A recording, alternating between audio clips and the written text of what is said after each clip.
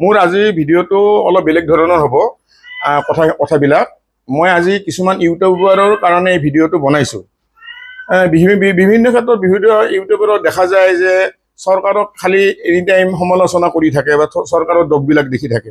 ঠিকেই আছে, চৰকাৰৰ যদি কিবা দোষ দেখিছে দেখা কোনো কথা নাই, কিন্তু এটা বিশেষ দৃষ্টিগোচৰ হৈছে যিটো চৰকাৰৰ মোৰ মতেদি দোষ হোৱা নাই। সেইটো হ'ল কি, জাপানৰ প্ৰধানমন্ত্ৰী অহা কথা আছিলে আমাৰ অসমলৈ।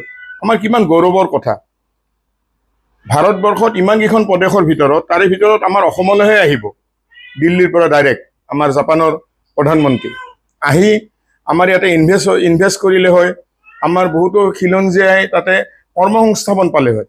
আমাৰ জাতিটোৰ কাৰণে কিমান গৌৰৱৰ কথা আছিলে। তাৰ সেই উদ্দেশ্যে গুৱাহাটীখন 9 কইনাৰ নিচিনা সজাব ওলাইছিলে চৰকাৰে। তাতে সেই গছপুলি কেইডালমান যে ৰুইছিলে, ময়ো জানো সেই গছপুলি কেইডাল বাচি নাথাকে। মানে কিছুমান ইউটিউবাৰে এনেকুৱাকে দেখাইছে যে ড্ৰিল মেচিন দি গেছ ৰুইছে। হা ভাই, এইটো কিবা কথা হ'ল নেকি? গছডাল ৰুইছে প্ৰধানমন্ত্ৰীক আকৃষ্ট কৰিবৰ কাৰণে। যেনেকে আমি এখন ঘৰত বিয়া বাৰু পাতিলে আমি কিমান ধৰণৰ, আমিও কিজানি গছত ঠানি আনি ক'ৰবাত এনেকে দিওঁ বা ৱালে ছোৱালে দিওঁ, কিবা কিবি কৰোঁ। ঠিক সেনেকে গুৱাহাটীখন মানে সজাই পুৰা তোলা হৈছিলে যাতে জাপানৰ প্ৰধানমন্ত্ৰী আহি গুৱাহাটীখন দেখি মানে মনোমুগ্ধ হৈ যায়। সেইটোৱে চৰকাৰে প্ৰয়াস কৰিছিলে।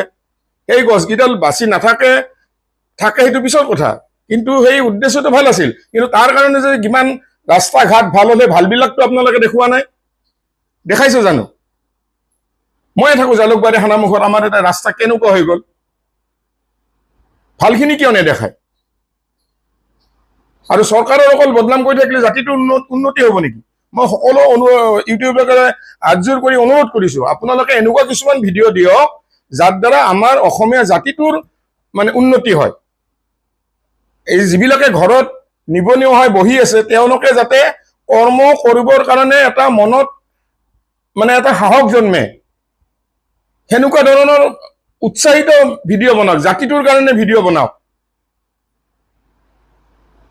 আপোনালোকে কৰক, কিবা ভুল দেখা পাইছে কৰক, মই সেইটো নকওঁ, কিন্তু এই যিটো গছপুলি ৰোৱা আপোনালোকে ড্ৰিল মেচিন দি এনেকে যিটো ঠাট্টাসুৰত যিটো ভিডিঅ' বনাইছে সেইটো কিন্তু একদম ভুল কথা।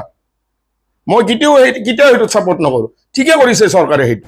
এয়া চাওক, মোৰ ঘৰৰ ওচৰত দৃশ্য দেখাই আছো, মই ঘৰৰ পৰা অলপ দূৰত এইবিলাক জাগাত মেটেকাৰি একদম ভৰি আছিলে। ইমান ধুনীয়াকে চাফা কৰাই দিছে, ইমান ধুনীয়া লগা হৈছে। আজি জাপানৰ প্ৰধানমন্ত্ৰী আহি এইটো ৰাস্তাৰে গ'লে হয়, এই ৰাস্তাটোৰে গ'লে হয়। এইবিলাক কি মনোমোহা দৃশ্য, চাৰিওফালে মেটেকাৰে ভৰি আছিলে। এই ভালবিলাক কোনো নেদেখায়। অকল চৰকাৰৰ বদনাম কৰিলে নহ'ব, অকল চৰকাৰৰ বদনাম কৰিলে নহ'ব। আৰু চাওক কি ধুনীয়া ৰাস্তা হৈ গ'ল, এইবিলাক কি ডেভেলপমেণ্ট নহয় নেকি?